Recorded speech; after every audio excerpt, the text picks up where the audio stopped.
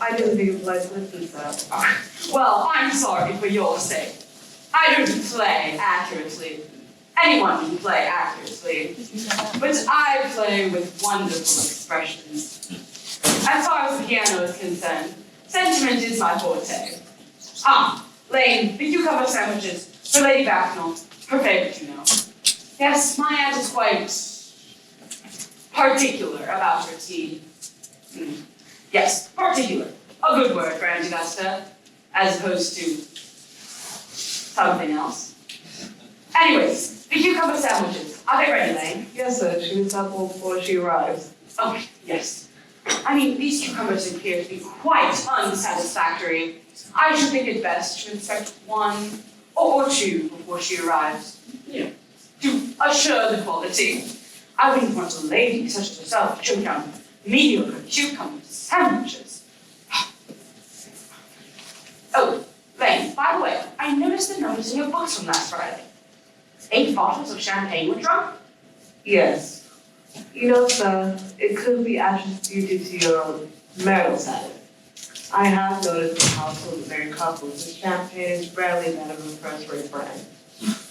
Heavens, is marriage really so demoralizing as that? I have very little experience in that. Although I have been married only once myself, although I have found it to be quite a pleasant state. You know, Lane, I'm not sure I'm very much interested in your family life. No, sir, it's not a terribly interesting subject. I try not to speak much about it myself. Mr. Ernest Worthing. How are you, my dear Earnest? What brings you up to town? How are things in Shropshire? Huh? Shropshire? Yes, of course. Very well. Hello? Why all these cups? Why all these cucumber sandwiches? Why such excessive extravagance for one so young? Who is coming to tea? Merely Aunt Augusta and Gwendolyn. How practically delightful. Yes, that is all well and good, but I'm afraid Aunt Augusta won't quite approve of your being here. May I ask why? My dear fellow, the way you flirt with Gwendolyn is perfectly disgraceful. Why, it's almost as bad as the way Gwendolyn flirts with you. I'm in love with Gwendolyn. I've come up to town expressly to propose to her. I thought you came for pleasure. I call that business. How utterly unromantic you are. Not at all. It is very romantic to be in love, but there's nothing romantic about a definite proposal. One may be accepted. One usually is, I believe. Then all the excitement is over. The very essence of romance is uncertainty. If I ever get married, I will certainly try to forget that fact. I have no doubt about that, dear Algy. Oh, please don't touch the cucumber sandwiches. They are made specifically for Aunt Augusta. Well, you've been eating them all the time. Well, that is quite a different matter. She's my aunt. Here, have some bread and butter. The bread and butter is for Gwendolyn. Gwendolyn is devoted to bread and butter. Very good bread and butter is too. My dear fellow, you act as if you're married to her already. You're not married to her already. I don't think you ever will be. Why on earth do you say that?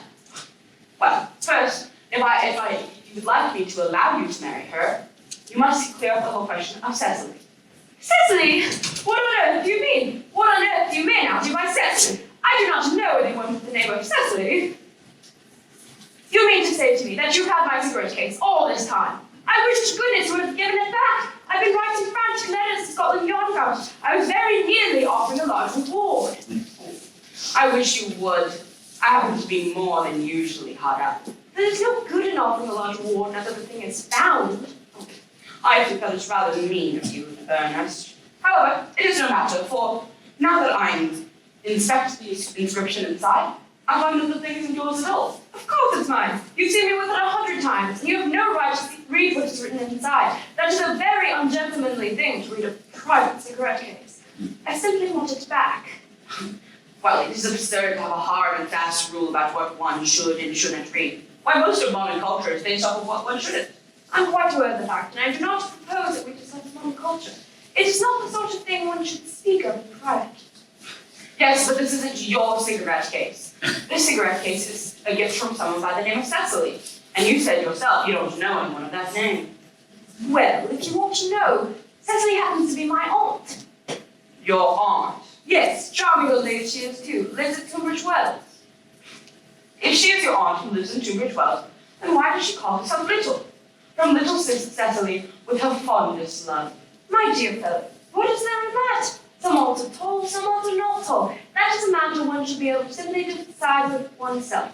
You seem to think that every aunt should be like your aunt. That is absurd. For heaven's sake, just give me back my cigarette case. Well, I must say, why does your aunt call you her uncle? There's no objection, I must admit, to an aunt being a small aunt. But why any aunt, no matter the size, would call you her nephew, her uncle, I haven't the slightest idea. It's as a tia.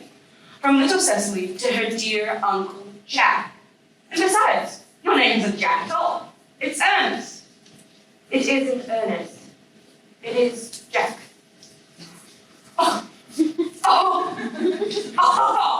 You have always told me it was Ernest. I have introduced you to everybody as Ernest. Why, you answer the name of Ernest. You're the most earnest-looking person I ever saw in my whole life. It is absurd you're saying your name isn't Earnest. It's on all your cards. Here's one. Mr. Ernest Worthing, B4, the Albany. I will keep this in case you try to deny it to me, Gwendolyn, or to anyone else. Well, it's Earnest in town and Jack in the country. And the cigarette case was given to me in the country. Yes, but that does not account for your small Aunt Cecily, who lives in Tunbridge Wells and calls you her uncle. Come on, spit it out, little boy.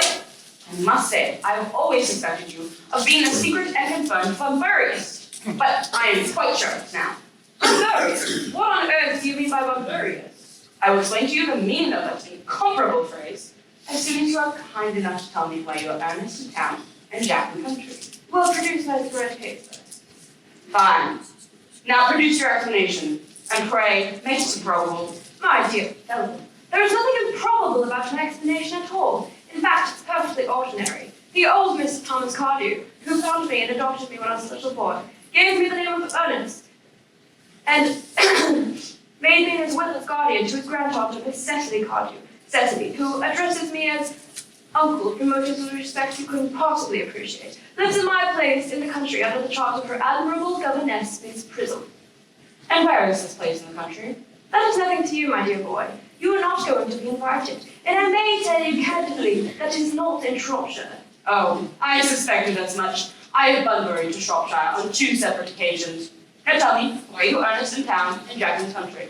My dear Algy, I do not know whether you'll be able to understand my true motives. You are hardly serious enough. When one is placed in the position as guardian, one must take on a high moral tone in all subjects. It is one's duty to do so, and a high moral tone can hardly be said to conduce very much to one's health or to one's happiness. So, in order to get up to town, I've always pretended to have a younger brother with the name of Earnest, who lives at the Albany and gets us the most dreadful of scrapes. That, my dear Algy, is the truth, pure and simple. What you really are is a Bunburyist. I was quite right in saying you are one. I mean, you are one of the most advanced Bunburyists I know. What on earth do you mean? You have invented a very useful younger brother named Earnest, in order that you may go up into the town whenever you like. I have invented a permanent invaluable invalid named Bunbury.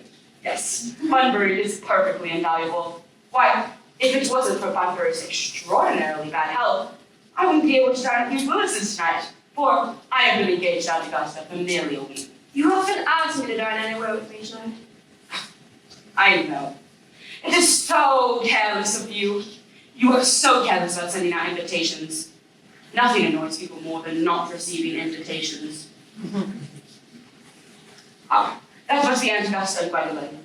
Now, if I promise to get Aunt Augusta out of the way for 10 minutes, in order that you might have the opportunity of proposing to Gwendolyn, may I dine with your Lewis's tonight? I suppose so, if you want to. Yes, but you must be serious about it. I hate people who are not serious about meals. So shallow of them. Lady, go and fetch Aunt Augusta and Gwendolyn, will you? Lady Bracknell in Miss Fairfax. Good evening, Algernon. I hope you've been behaving quite well. Oh, I am feeling very well, Aunt Augusta. That's not quite the same thing. In fact, the two rarely go together. Dear me, you are smart. I'm always smart. Am I not, Mr. Wilde? You're quite perfect, Miss Fairfax. Oh, I hope I'm not that. It would take nothing but development, and I tend to improve in many ways. I apologize if we were a little late, Algernon. I was obliged to call on dear Lady Harbury. I hadn't seen her since her poor husband's death, and I must say, she looks quite 20 years younger. And now, I'll have some tea, and one of those nice cucumber sandwiches you promised me. Of course, Aunt Augusta. Gwendolyn, won't you come sit over here? I'm perfectly comfortable where I am, Mama.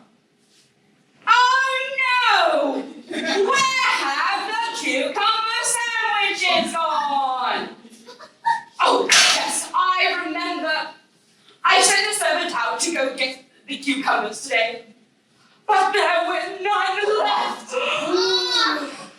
I am very much distressed indeed to tell you, Aunt Augusta, that there were no cucumbers, even for ready money. It really makes no matter, Algernon. I had some crumpets though with Lady Harbury, who seems to me to be living entirely for pleasure now. I think her hair has turned quite golden and green. Oh, it certainly has changed. From what has I, of course, cannot say. Now, I've quite the treat for you tonight, Algernon. I'm going to be setting down this dear Lady Farquhar.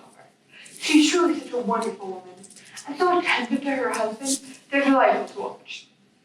I'm afraid, Aunt Augusta, I have to give up the pleasure of dining with you tonight. I would certainly hope not. It would put my table completely out. Your poor uncle would have to dine upstairs. Fortunately, he is accustomed to that. Well, it is a great bore, and needless to say, a terrible disappointment. But I just received a telegram saying that my dear, poor friend, Bunbury, has fallen quite ill again. They seem to think I should be with him.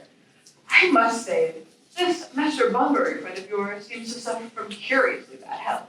Yes, poor Bunbury is a dreadful invalid. Well, I think it is high time that Mr. Bunbury made up his mind whether to live or to die.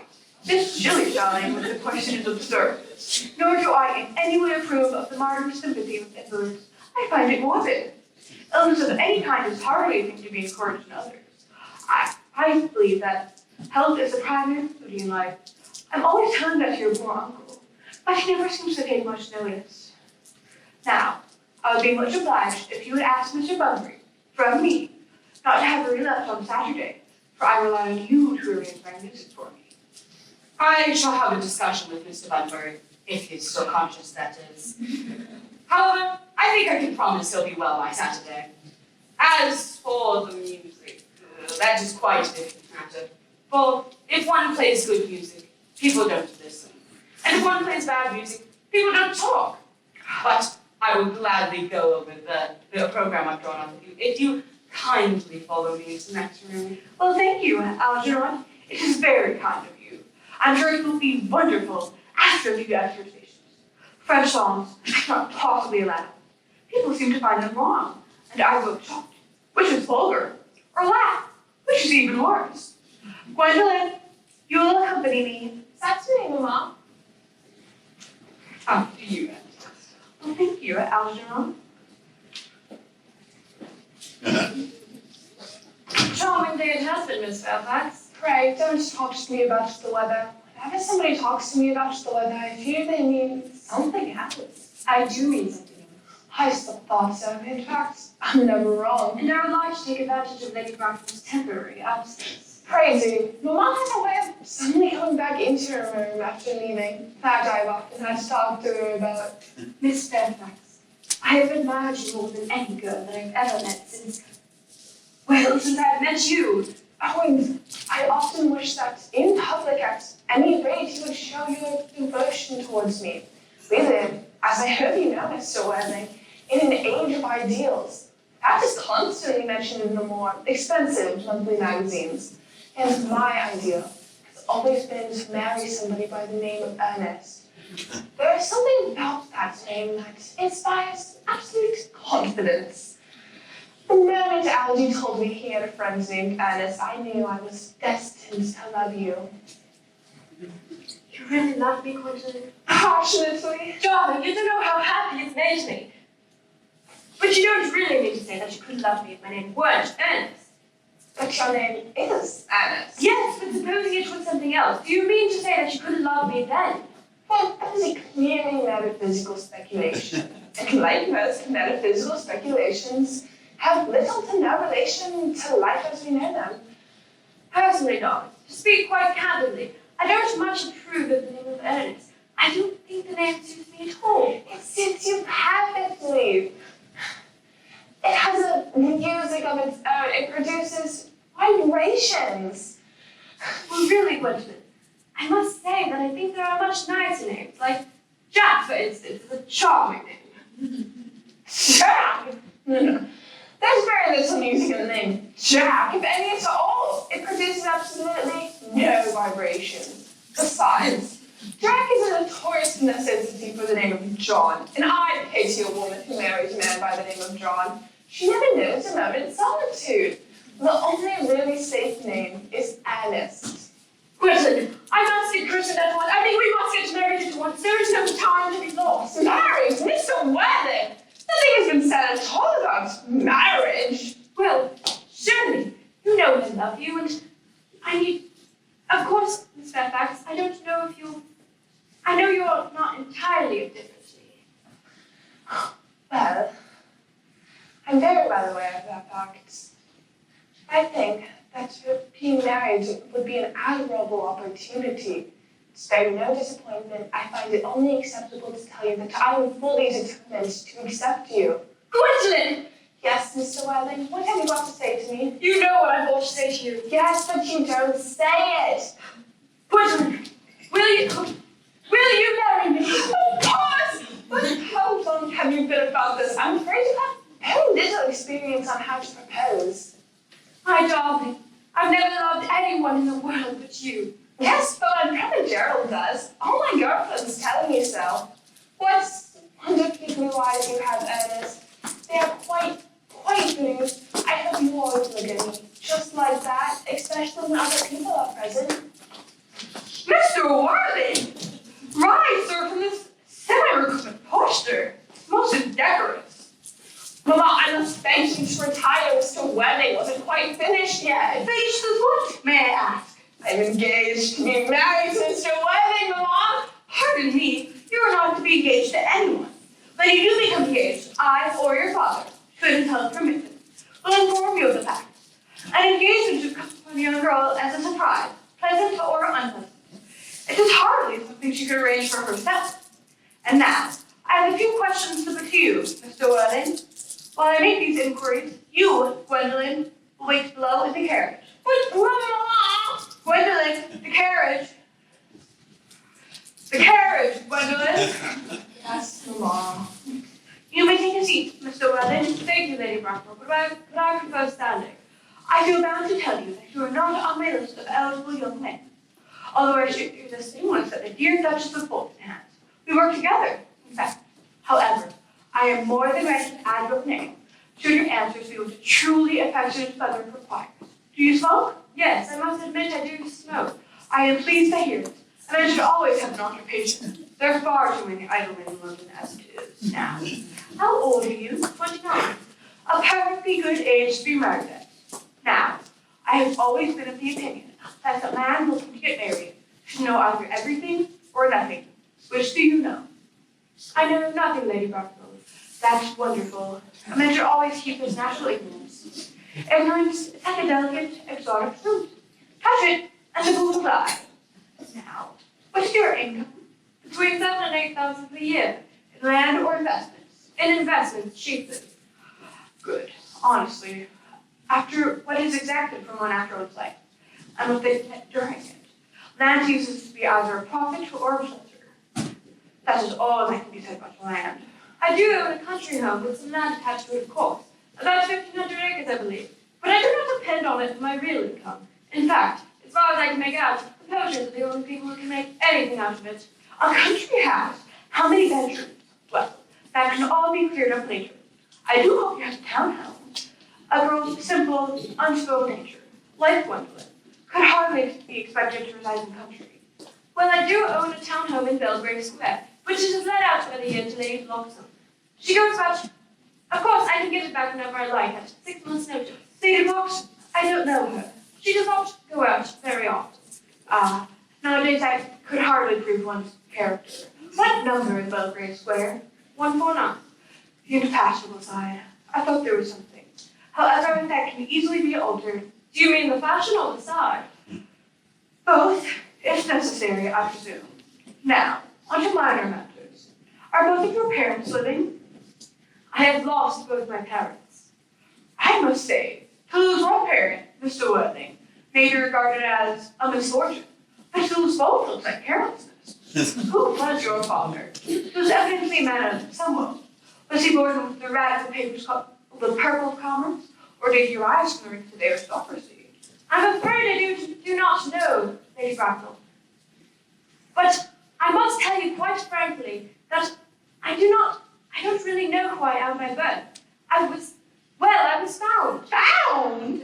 The late Mr. Thomas Cardew found me and gave me the name of Worthing because he happened to have a first-class ticket in his pocket at the time. Worthing is a place in Sussex. It is a seaside resort. And where did this charitable young gentleman with this first-class ticket to a seaside resort find you?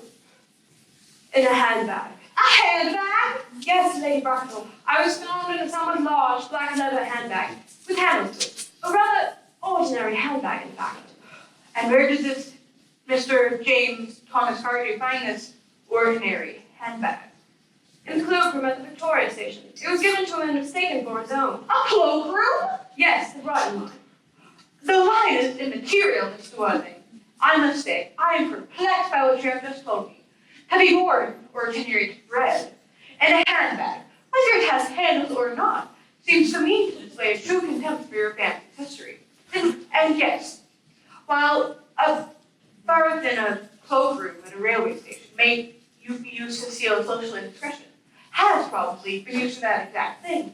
It could hardly be an assured basis for your position within society. What would you recommend me do, Lady Bracknell? I need hardly to say I would do anything in the world to ensure Gwendolyn's happiness. I would strongly advise you, Mr. Worthing, to find some relations as soon as possible, and a parent of either sex before the season is quite over. I don't quite see how I could possibly be able to do that. I could produce the handbag at any moment. It is in my dressing room at home. I really think that should please you, Lady Bracknell. Me? Sir, what has it to do with me? You could hardly imagine that Lord Bracknell and I would allow our daughter, a girl raised with the utmost care, to marry into a cloakroom and form an alliance with a parcel. Good morning, Mr. Worthing. Good morning.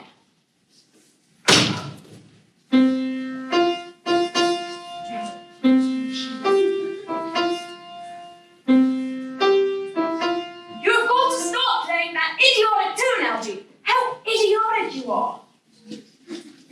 Didn't go off right, old boy. Why, you don't mean to say that Gwendolyn Refused you?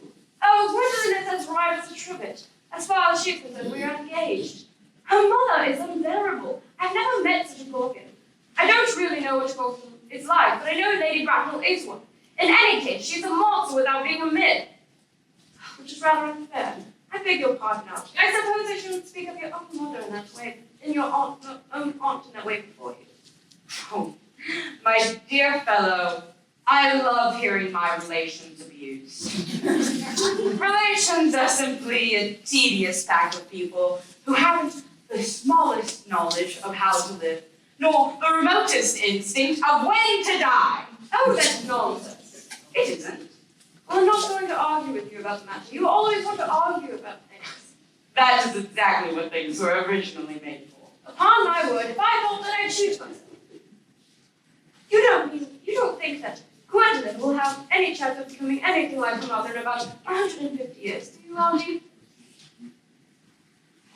All women become like their mothers.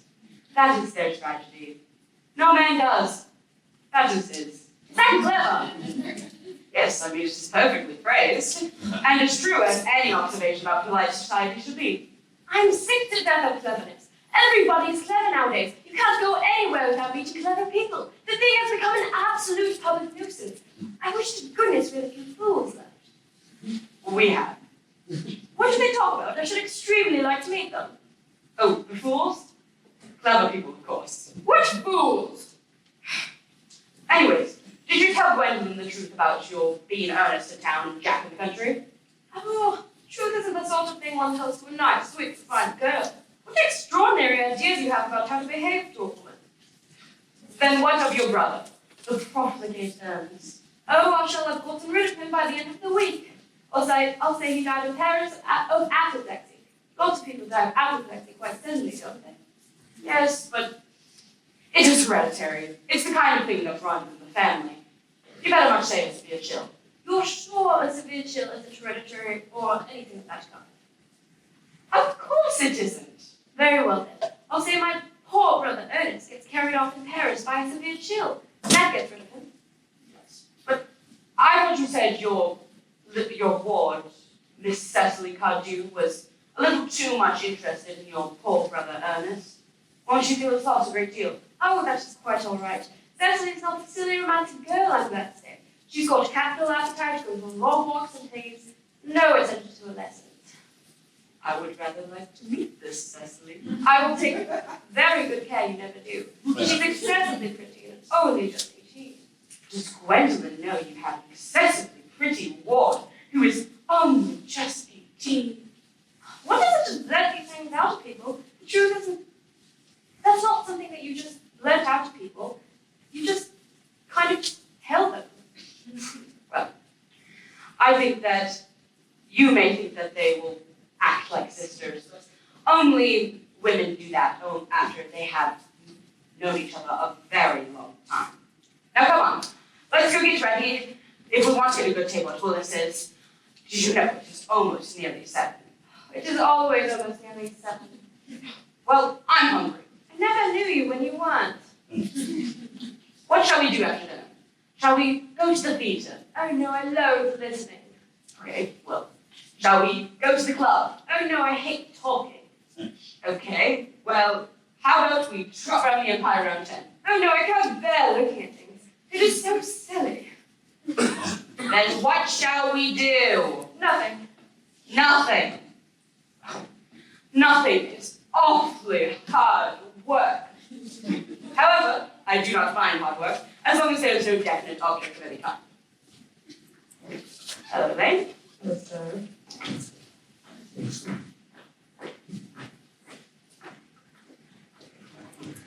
This Fairfax.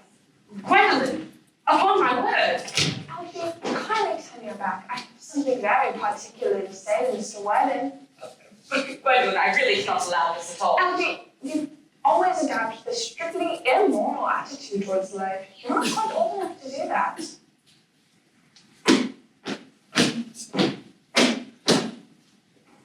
Alice, we shall not be married. From the expression on my mamma's face, I fear we never shall. Very few parents nowadays pay any regard to what their children have to say to them. The old-fashioned respect for the young is fast dying out. Whatever influence I had over my mamma, I lost at the age of 3. But although my mamma could stop us from becoming man and wife, and I may marry and very often, she cannot alter my eternal devotion toward you. Dear Gwendolyn.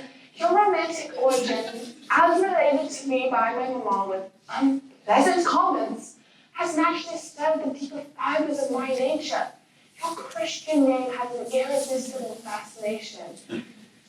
Your town address in Albany. What is your address in the country? The Manor House, in Hertfordshire. There's a good pencil service, I suppose. It may take something desperate, but will take serious consideration. How long do you remain in town? Till Monday. Perfect. Algie, you may turn around now. Thanks, I've turned round already. You may also ring the bell. You will let me see your carriage, my own darling. Certainly. Tomorrow, I'm going Bunbury.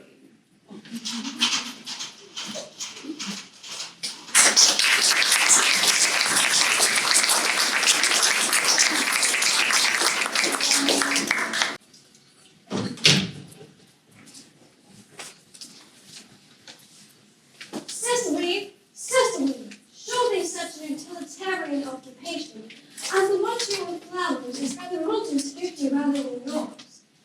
Especially on the table. Pray open it to page 15. Will repeat yesterday's lesson. I don't like German. It isn't at all a becoming language. I know quite well that I like perfectly plain after my German lesson. Child, you know how anxious your guardian is that you should improve yourself in every way. He laid particular stress on your German as he was eating for town yesterday. Indeed, he always lays stress on the German as he's eating for town. Dear Uncle Jack is so very serious. Sometimes he is so serious, I think he cannot be quite well. Your guardian enjoys the best of health, and his gravity of demeanor is especially commended in one so comparatively young as he is. I know no one with a higher sense of duty or responsibility.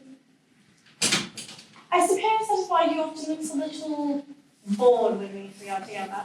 Cecily, I am surprised at you. Mr. Woodley has many troubles in his life. Idle merriment and triviality are out of place in his conversation.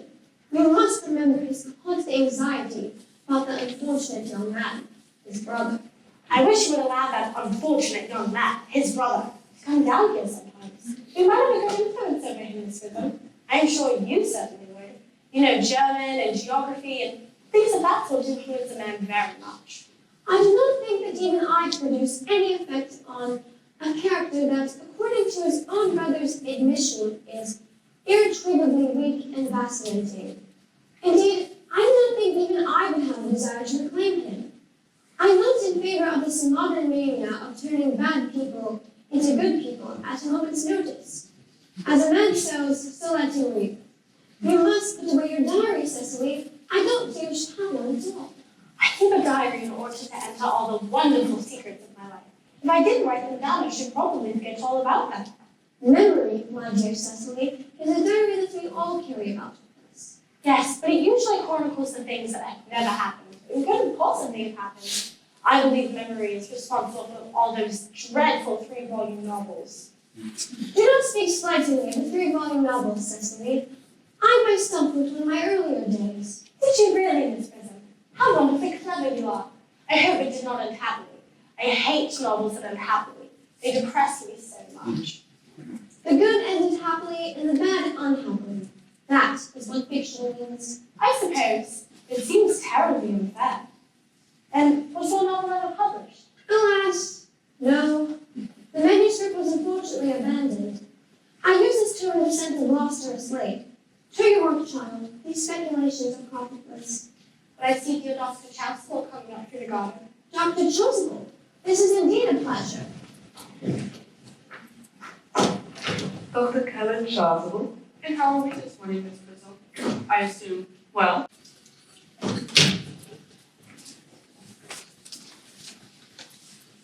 Cecily, surely such an utilitarian occupation as the watching with flowers is rather Milton's duty rather than yours, especially when intellectual pleasures await you. Your German grammar is on the table. Pray open it to page 15. We will repeat yesterday's lesson. I don't like German. It isn't at all a becoming language. I know quite well that I like perfectly plain after my German lesson. Child, you know how anxious your guardian is that you should improve yourself in every way. He laid particular stress on your German as he was eating for town yesterday. Indeed, he always lays stress on the German as he's eating for town. Dear Uncle Jack is so very serious. Sometimes he is so serious, I think he cannot be quite well.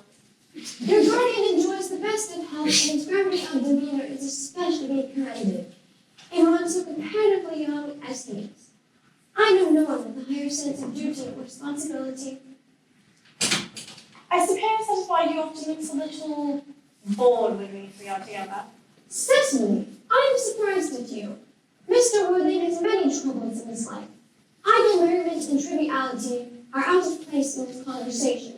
You must remember his constant anxiety about the unfortunate young man, his brother. I wish you would allow that unfortunate young man, his brother, to come down here sometimes. We might have a great influence over him this rhythm. I am sure you certainly would. You know, German and geography and things of that sort influence a man very much. I do not think that even I produce any effect on a character that, according to his own brother's admission, is irretrievably weak and vacillating.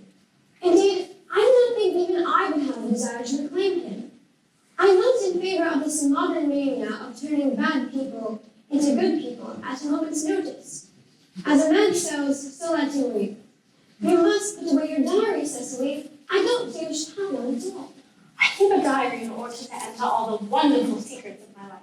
If I didn't write them down, I should probably forget all about them. Memory, my dear Cecily, is a diary that we all carry about with us. Yes, but it usually chronicles the things that have never happened. It couldn't possibly have happened. I believe memory is responsible for all those dreadful 3-volume novels. Do not speak slightingly of the 3-volume novels, Cecily. I myself wrote one in my earlier days. Did you really, Miss Prism? How wonderfully clever you are. I hope it did not end happily. I hate novels that end happily. They depress me so much. The good ended happily and the bad unhappily. That is what fiction means. I suppose. It seems terribly unfair. And was your novel ever published? Alas, no. The manuscript was unfortunately abandoned. I use this to represent the lost or mislaid. To your work, child. These speculations are profitless. But I see your Dr. Chasuble coming up through the garden. Dr. Chasuble, this is indeed a pleasure. Dr. Kellen Chasuble. And how are we this morning, Miss Prism? I assume, well. No, this world is good enough for me. Are you good enough for it? That I am not. That is why I was hoping you might reform me. I'm afraid I've no time this afternoon. Well, do you mind if I reform myself? It's rather quixotic of you, but I think you could try. I will. I feel better already. You are looking a little worse. That is because I'm hungry. How thoughtless of me! I should remember that when one is going to lead an entirely new life, one requires regular and wholesome meals. Won't you come in? Thank you, but may I have a buttonhole first? I never have an appetite without a buttonhole. A Marshall.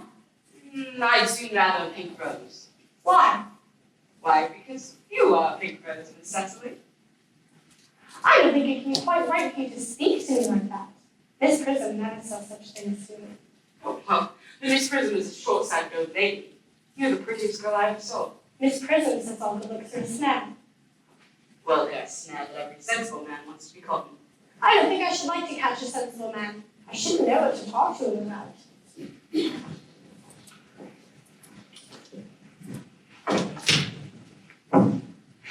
You are too much alarmed, dear Dr. Chasuble. You should get married. A misanthrope I can understand. A womanthrope, never. But where is Cecily? Perhaps she followed us to the school.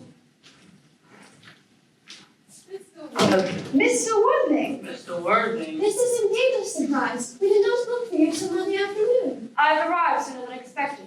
Dr. Chasuble, I hope you're well. I hope this carboboat is not taking some terrible calamity, Mr. Worthing. My brother, More shameful debts and extravagances? still living his life of pleasure? Dead! Your brother Ernest, quite dead. What's a lesson for him? I trust you'll profit by it. I offer you my sincerest condolences, Mr. Worthing. You have the consolation of knowing you were the at least most generous and forgiving of brothers. Poor Ernest. He had many faults, but it is a sad, sad blow. Very sad indeed. Were you with him at the end? No, I'm afraid he died abroad. In Paris, in fact. I got a telegram last night from the manager at the Grand Hotel. What is the cause of death mentioned? A severe chill, it seems. As a man sows, so shall he reap. Charity, Miss Prism, charity! Not everyone is perfect. I myself am very strangely susceptible to drugs. Will the incident be taking place here? No, I'm afraid he hasn't expressed a desire to be buried in Paris. In Paris? I fear that hardly points to any very serious state of mind. Ah, that reminds me. You know how to christen, all right? I mean, you are continually christening, aren't you, of course? It is, I regret to say, one of the rector's most constant duties in this parish. But is there any particular infant in whom you want this ceremony to take place on? Your brother was unmarried, was he not? Oh, yes.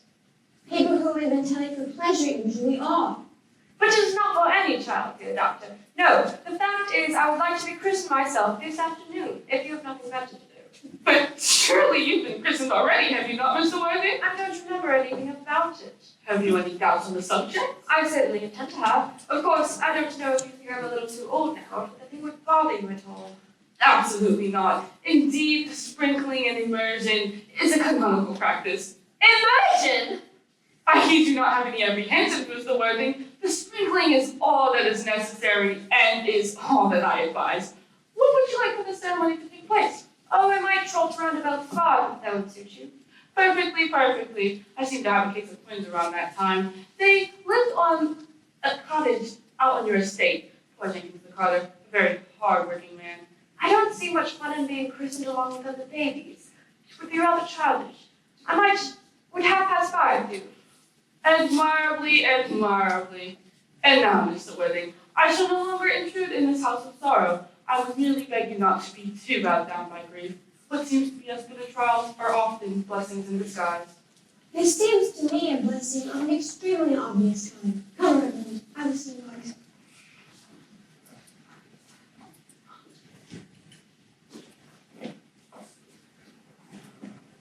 Uncle Jack! I'm so glad to see you back, but what horrible clothes you've got on.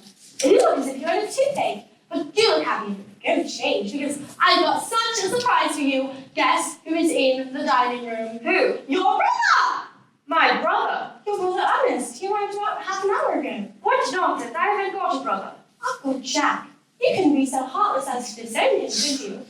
No matter how badly he has behaved to you in the past, he is still your brother. Just wait here and I will go and fetch him. My brother's in the living room. I don't know what to make of it. I think it's utterly absurd.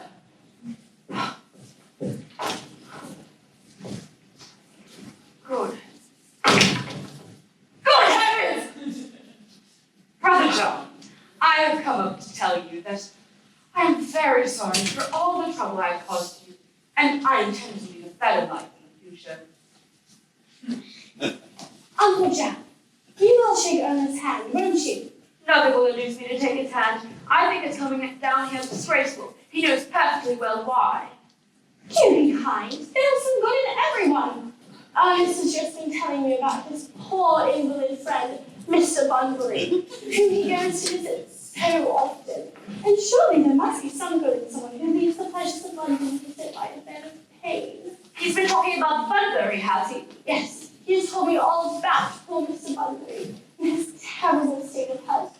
Well, I will not have him talk about Bunbury or anything else for that matter. I think it is enough to drive one perfectly frantic. I must say, though I admit all the faults were on my side, Brother John's coldness towards me is particularly hurtful, especially considering this is the first time I have come here. Uncle Jack, if you do not shake your brother's hand, I shall never forgive you. Never forgive me. Never, never, never. Well, it's the last time I shall ever do it. Well, my little task of reconciliation is over. Ernest, shall I expect to see you soon? You shall not. Leave us to speak, Cecily. Go out now! You young scoundrel, Algy, you've got to get out of this place as soon as possible. I do not allow any Bunbury here. Cecily is a darling. You are not to speak of Miss Hardy like that. I don't like it. Well, I don't like your clothes. It's perfectly childish to be mourning a man who is actually staying in your house a whole week as a guest. I call it grotesque. You are certainly not staying in my house as a guest or anything else for that matter. You've got to leave by the 4:05 train. I certainly won't leave you so long as you are in mourning.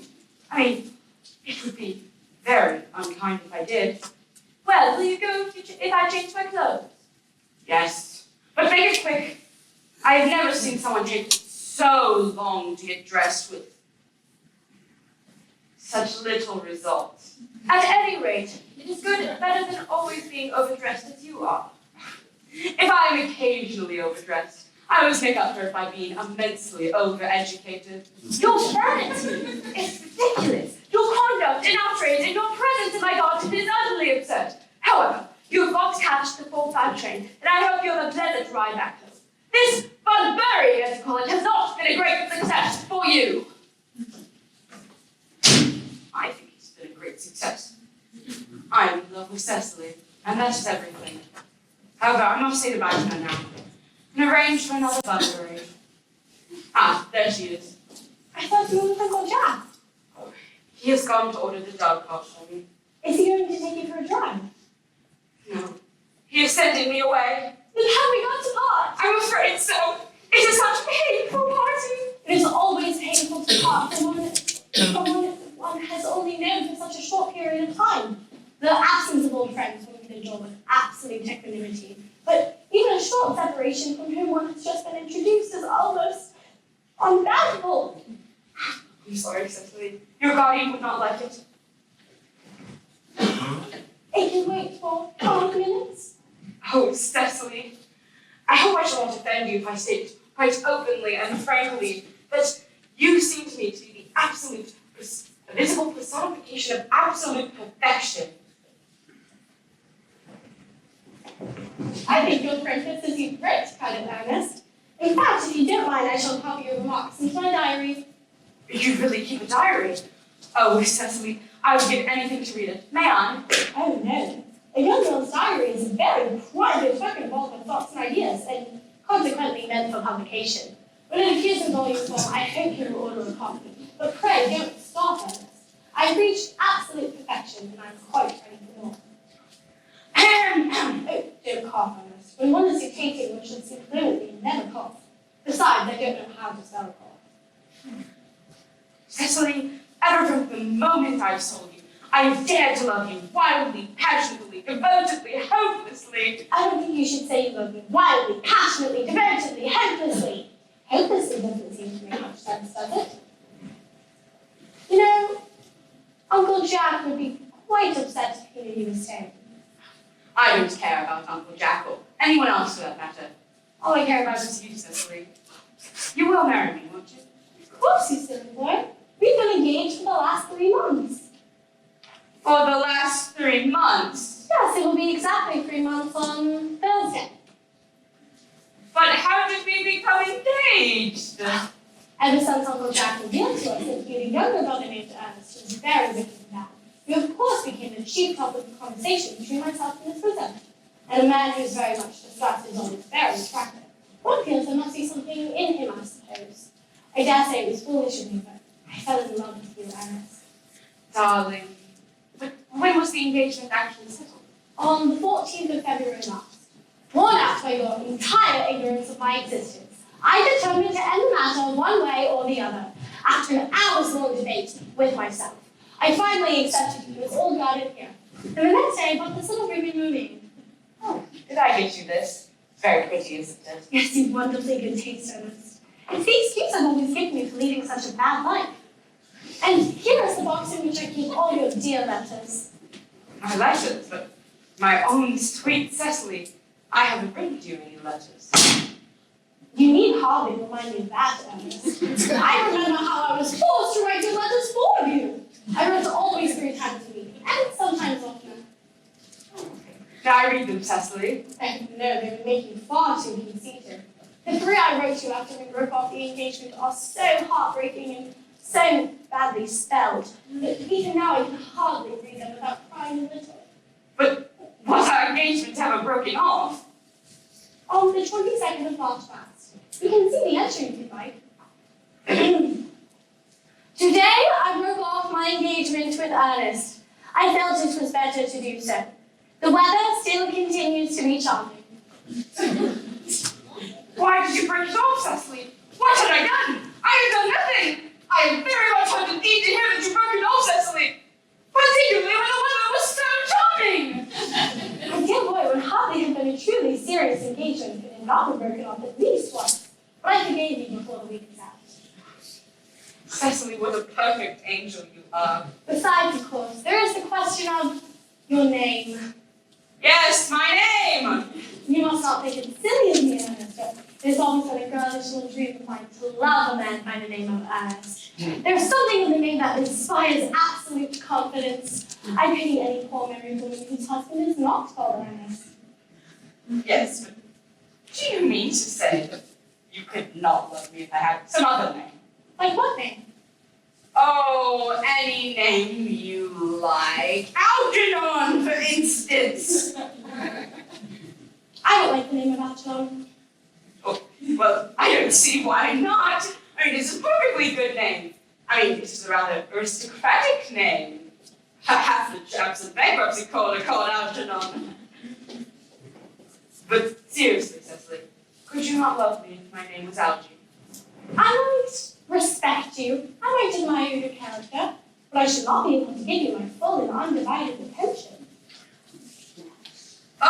Your rector here is well versed in the rites and ceremonies of the church, is he not? Oh, Dr. Chasuble is a most learned man. He has never written a single book, so you can imagine how much he knows. I must see for a very important christening. I mean, a very important meeting. I shan't be more than half an hour. Ernest, seeing as we've been engaged since the 14th of February, and we've only met today for the first time, I should think half an hour an exceptionally long time for you to leave me. Couldn't you make it 20 minutes? I'll be right back.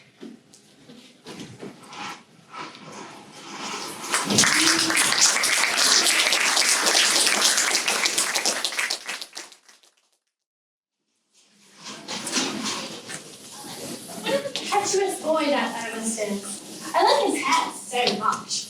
I must enter his proposal in my diaries.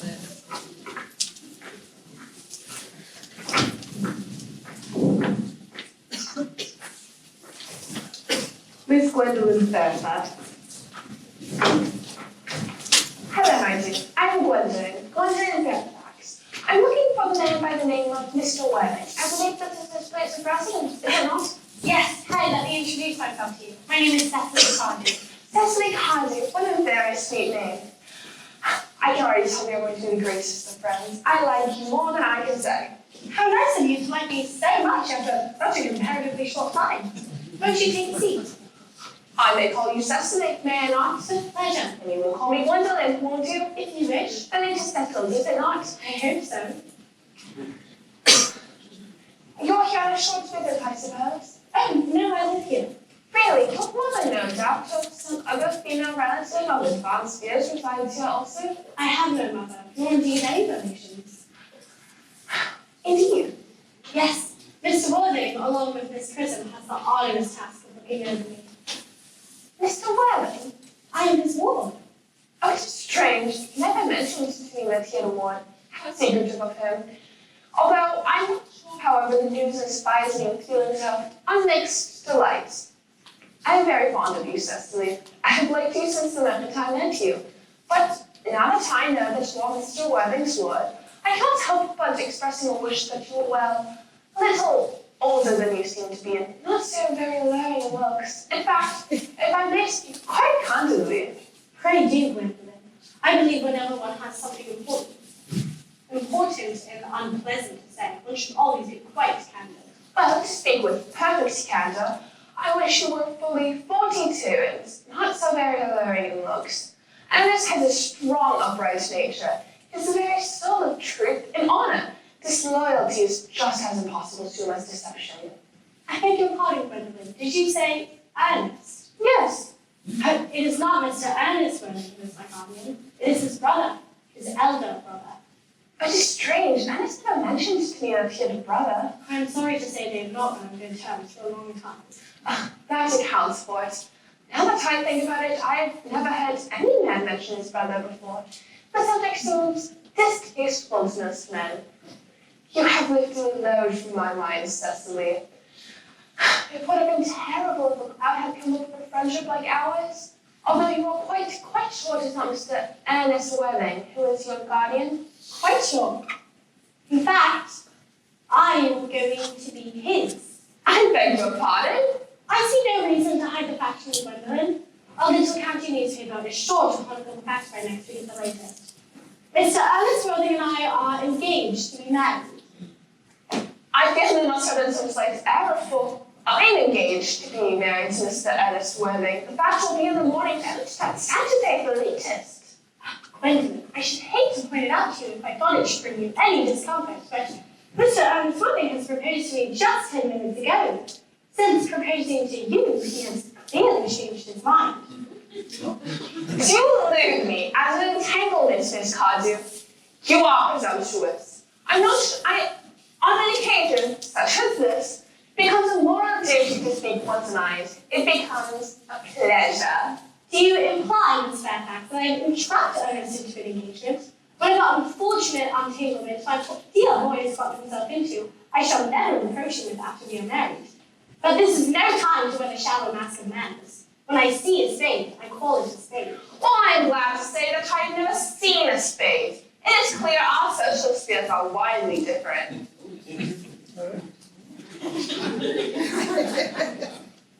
Are there many interesting walks in the vicinity, Miss Cardew? Yes, a great many. From the top of one of the hills quite nearby, one can see 5 counties. 5 counties? I didn't think I should like that. I hate crowds. I suppose that's why you live in the city. What well-kept garden you have here, Miss Cardew? So glad you like it, Miss Fairfax. I didn't know there were many flowers in the country. Oh, flowers are as common here, Miss Fairfax, as people are in London. They are for you some tea. Thank you. Sugar? Thank you. Sugar's not fashionable anymore. Cake or bread and butter? Bread and butter, please. Cake is rarely seen in the best households nowadays.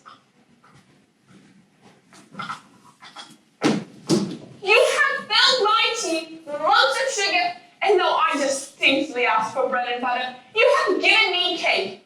I'm known for the gentleness of my disposition, the sweetness of my nature, but I warn you, Miss Cardew, you may have gone too far. To save my poor, sweet, trusting boy from the machinations of some other woman, there are no lengths to which I would not go.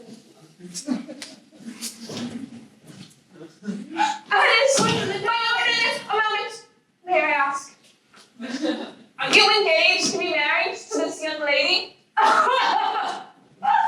The dear little Cecily! Of course not. What could have put such a thought into your pretty little head? Thank you. You may. Mwah. I knew there must be some confusion. The man who is currently embracing you is my guardian, Mr. John Worthing. I beg your pardon. This is Uncle Jack. Jack! Oh, Here is Ernest. Cecily. A moment, Ernest. Are you engaged to be married to this young lady? to what young? Oh, good heavens! What the? Yes, to good heavens! I mean, to Gwendolyn. Of course not, darling. Who could put such a silly idea into your pretty little head? Thank you. You may. I feel there must have been some slight error, for the gentleman who is embracing you now is my cousin, Algernon Moncrief.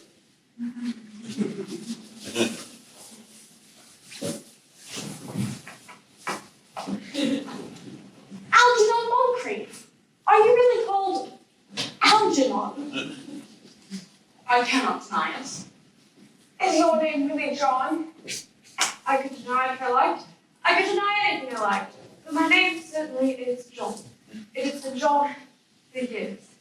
My poor Ruben Cecily, sweet Mom Gwendolyn, we will call you sister, won't you always?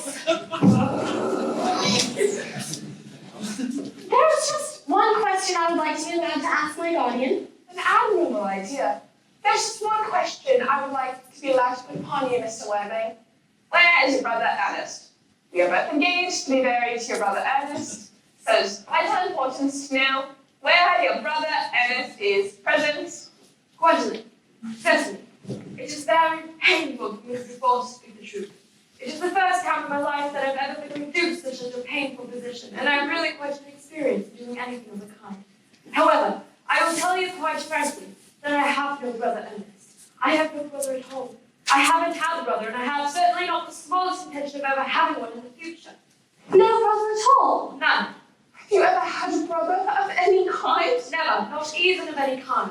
Then I believe we are engaged to be married to no one. It's not a very pleasant position for a young girl suddenly to find herself in, is it? No, let us go into the house. They will hardly follow after us in there. Men are so cowardly, aren't they?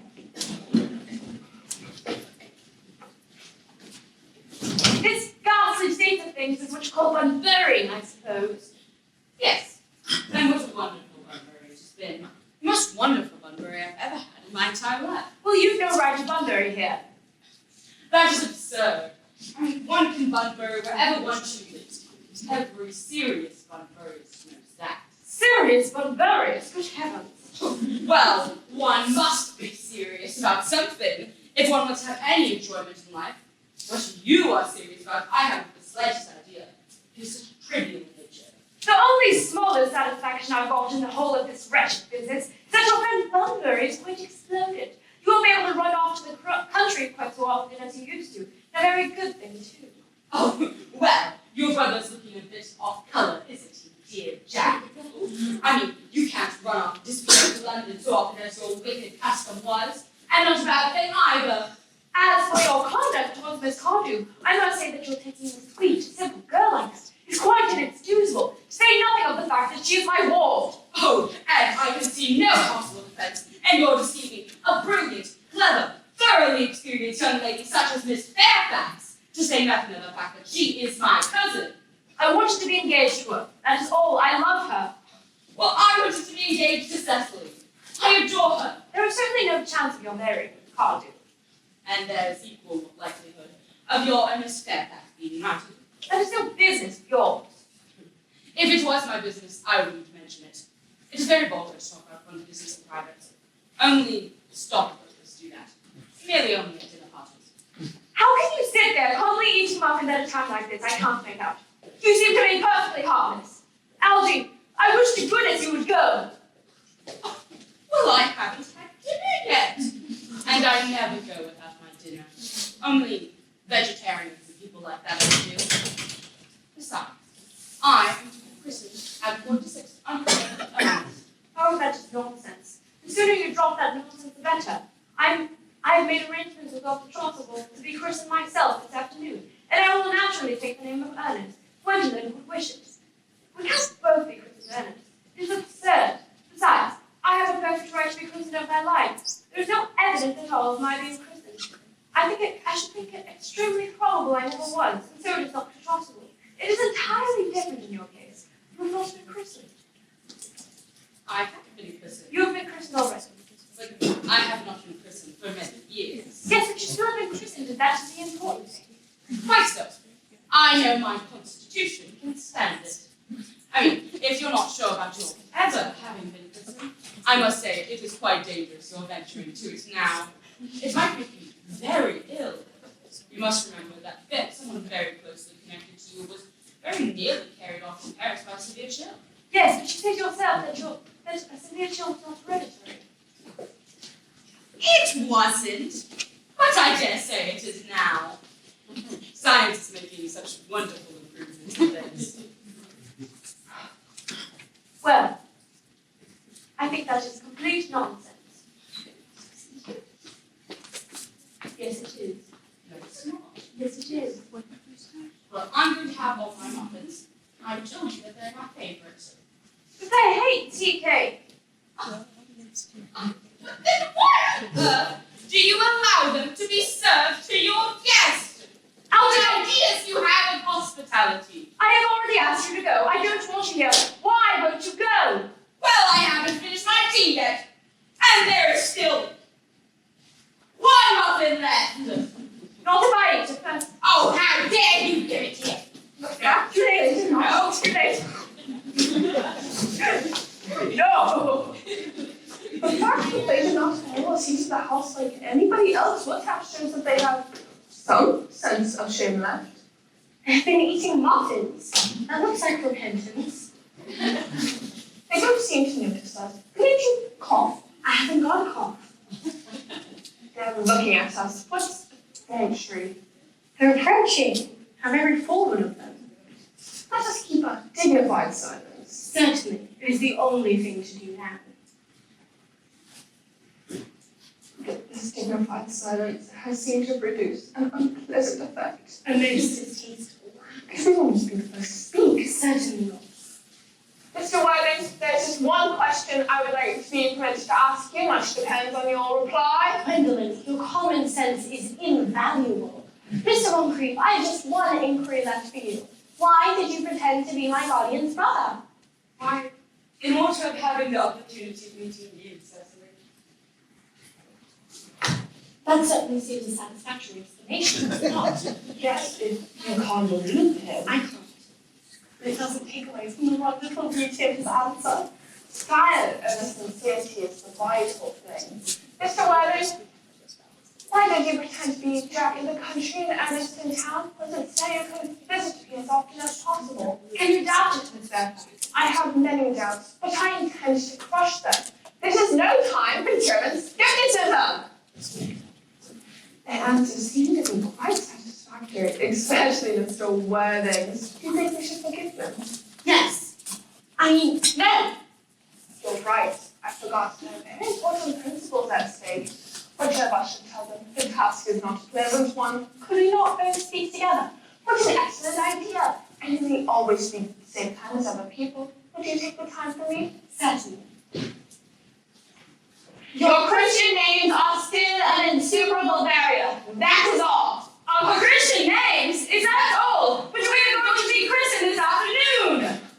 For my sake, Mr. Worthing, are you prepared to do this terrible thing? I am. To please me, you are ready to face this fearful ordeal. I am. How can the question of the equality of sexes be in question when there are matters of self-sacrifice at stake that are infinitely beyond us? We are.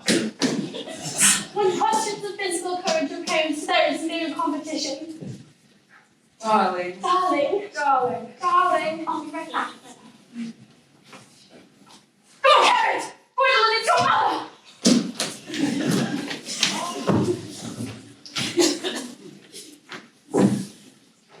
Lady Bracknell. Gwendolyn, what does this mean? Merely that I am engaged to be married to Mr. Worthing, Mamma. No. No, absolutely not. Sit down immediately. Hesitation of any kind is a sign of mental decay in the young and of physical weakness in the old. Apprised, sir, of my daughter's sudden flight by her trusty maid, whose confidence I purchased by means of a small coin, I followed her at once by luggage. Her unhappy father is, I am pleased to say, under the impression that he is at a more than usually lengthy lecture by the University Extension Scheme on the influence of the permanent income of thought. I do not propose to undeceive him. Indeed, I have never undeceived him. So I am sure that you understand that any communication between yourself and my daughter will cease immediately. I'm engaged to be married to Gwendolyn. You are nothing of the kind, sir. And now, as regards, out and on. Out and on. Yes, that is Augusta. Would this happen to be the house of your invalid friend, Mr. Bunbury? Oh, Bunbury. No, Bunbury doesn't live here. Bunbury is somewhere else. In fact, Bunbury is dead. Dead? When did he die? That must have been extremely sudden. Oh, I killed him this afternoon. I mean, he died this afternoon. Oh, what did he die of? Bunbury, he quite exploded. Exploded? Was he the victim of a revolutionary outrage? I was not aware that Mr. Bunbury was interested in social legislation. If so, he is well punished for his morbidity. No, Aunt Augusta. I mean, he was found out. They found out Bunbury could not live, and so he died. Well, that is truly tragic. However, I am glad that he finally made up his mind to some definite and followed proper medical advice.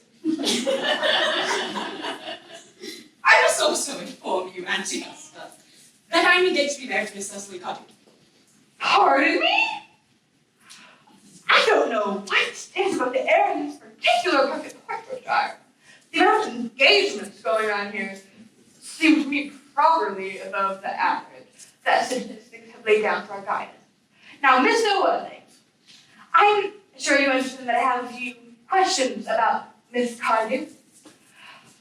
Is Miss Cardew at all connected with any of the larger railway trains in London? I merely want answers. Until yesterday, I had no idea that anyone's origin could be a terminus. Miss Cardew is the granddaughter of Mr. Thomas Cardew of 149 Belgrave Square, SW, Gervais Park, Surrey, Dorking, and Sporing, Hertfordshire, MP. I I see. The artist always inspires confidence, even amongst tradesmen. But what proof have I of their authenticity? I have carefully preserved the court guides of the period. They are open to your inspection, Lady Bracknell. I have no errors in this publication. Miss Carter's family solicitors are Messrs. Markby, and Markby. Messrs. Markby, and Markby? A firm of very high standing in their profession. Indeed, I am told that sometimes one of the Mrs. Markby is to be seen at dinner parties. So far, I am satisfied. How very kind of you, Lady Bracknell. I have also in my possession, you will be pleased to hear, certificate of Miss Carter's baptism will be called certification, vaccination, and confirmation. Vaccinations of both the measles of the both English and German varieties. A life crowded with excitement, though perhaps a little too much for someone so young. I myself am not in favor of premature experiences. Well, Gwendolyn, it is about time we've been head off. We've already been out far too long. And Mr. Woodley, I better ask if Miss Carter has any little fortune? Oh, about 150 pounds in the funds. That is all. Goodbye, Lady Bracknell. So pleased to have seen you. Pardon me, Mr. Woodley. 150,000. And in the funds. Miss Carter seems to me to be a most attractive young lady. And now that I think about it, I have yet to even see her. Algernon, bring her here. Oh, yes. Cecily! Dear Cecily!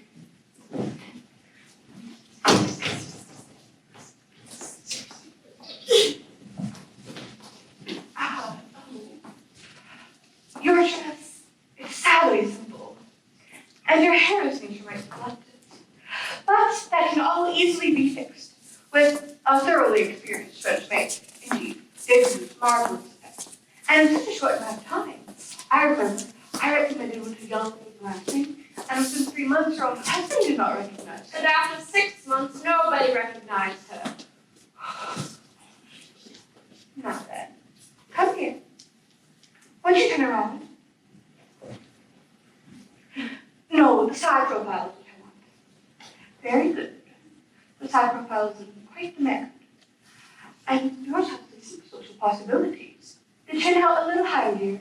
It's one very high and low. Algernon, Miss Carter has distinct social possibilities in her profile. Cecily is the prettiest, sweetest, most amazing girl I've ever met. And I don't care 2 pence for social possibilities. Never speak disrespectfully of society, Algernon. Only people who can't get into it do that. Now, I suppose I must give my consent. I beg your pardon for interrupting you, Lady Bracknell, but I cannot. This marriage is absolutely out of the question. Miss Carter cannot legally marry until she comes of age, without my consent. That consent I absolutely decline to give. Well, why not? Algernon is an incredibly, I may almost say ostentatiously eligible young man.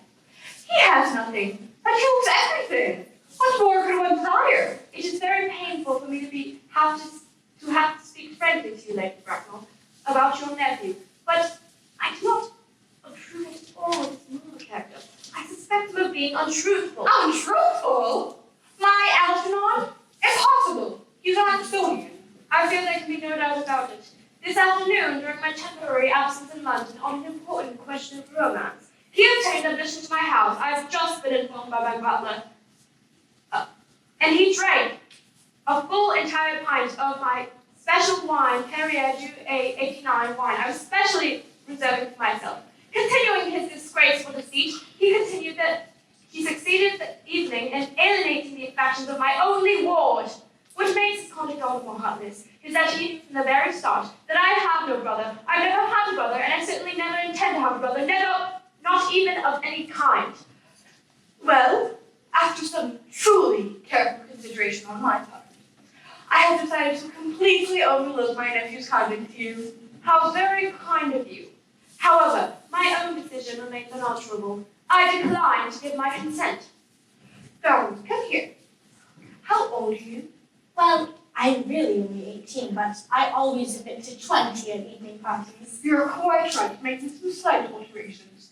Indeed, being truthful is so calculating. Now, 18, and admitting to 20 at evening parties. Well, it won't be long on until you are of age and free from the restraints of tutelage. So I don't see why Mr. Worthing's consent truly matters at all. I beg your pardon for interrupting you again, Lady Bracknell. But Miss, according to the terms of Miss Cardew's will, she cannot legally come of age until she is 35. That consent I absolutely decline to ever give. Well, I don't see much of a problem with that. Indeed, 35 is a very attractive age.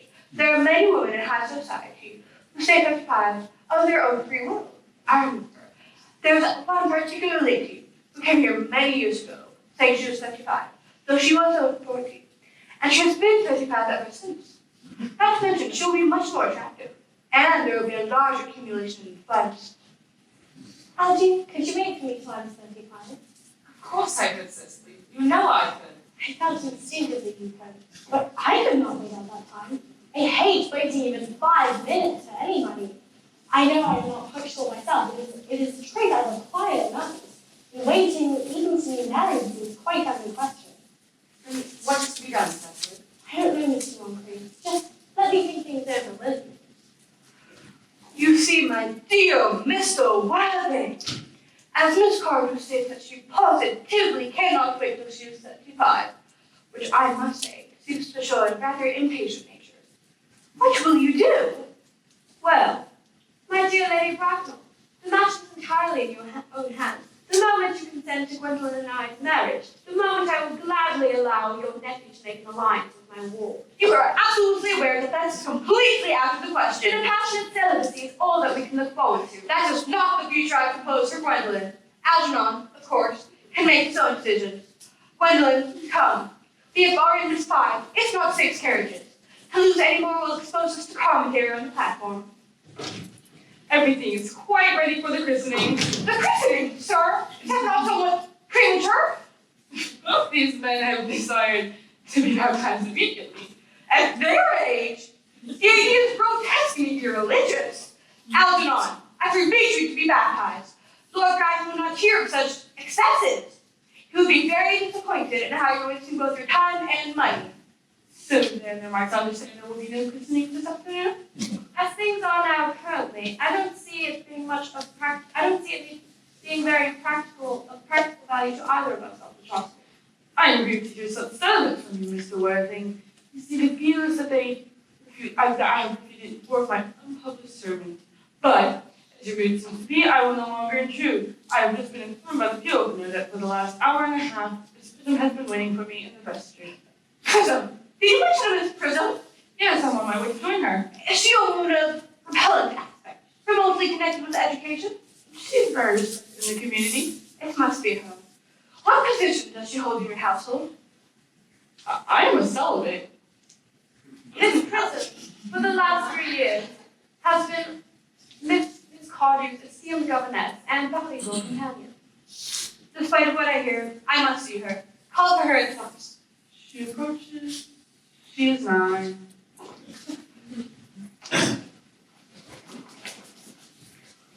I was told you expected me in the vestry, dear Canon. I have been waiting there for 1 hour and 3/4. Prism? Prism, that is you, isn't it? Prism, where is that baby? Years ago, you left my dear sister's house with a perambulator that contained a baby of the male sex. But you never returned. And after days of relentless searching by the Metropolitan Police, they found the perambulator, but they never found the baby. Instead, inside that perambulator was the most vulgar 3-volume novel I have ever seen in my entire life. So, Prism, where did you put that baby? Lady Bracknell, I admit with shame that I do not know. I only wish I did. On the day that you mentioned, a day that is forever branded on my memory, I prepared as usual to take the baby out in its perambulator. I also had with me a somewhat old but capacious handbag in which I had placed the manuscript in my few unoccupied hours. In a moment of mental distraction for which I can never forgive myself, I placed the manuscript in the bassinet and the baby in the handbag. But where did you place that handbag? Do not ask me, Mr. Worthing. This is of no small importance to me. I must insist on knowing on where you placed the handbag containing the infant. I placed it in one of the large railway coaches in one of the